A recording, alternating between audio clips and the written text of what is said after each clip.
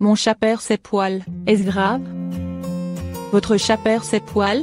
Le docteur Eury-Prey, spécialiste en dermatologie au centre hospitalier vétérinaire Frégy à Arcueil vous donne ses conseils. La perte de poils est un motif de consultation régulier en dermatologie féline. Voyons ensemble les éléments de réponse possibles.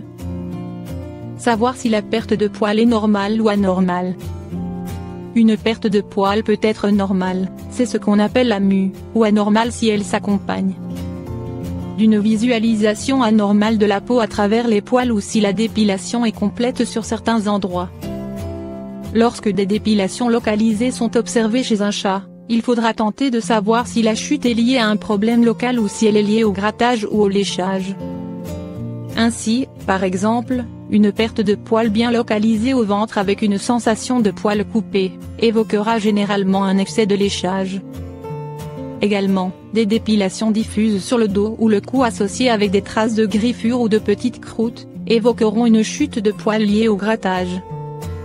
Dans ce cas, la première chose à faire est de vérifier le traitement antiparasitaire externe car les puces sont fréquemment impliquées dans les grattages ou l'excès de léchage chez le chat.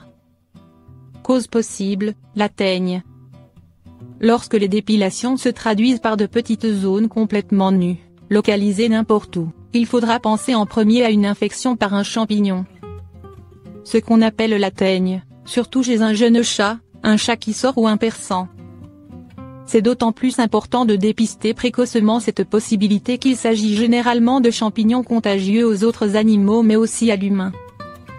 Donc en conséquence si vous observez que votre chat perd ses poils anormalement avec lésion ou de manière localisée, il faudra consulter rapidement vétérinaire afin de différencier une chute liée au grattage ou au léchage, de problèmes pilaires primitifs comme des champignons ou des parasites ou autres.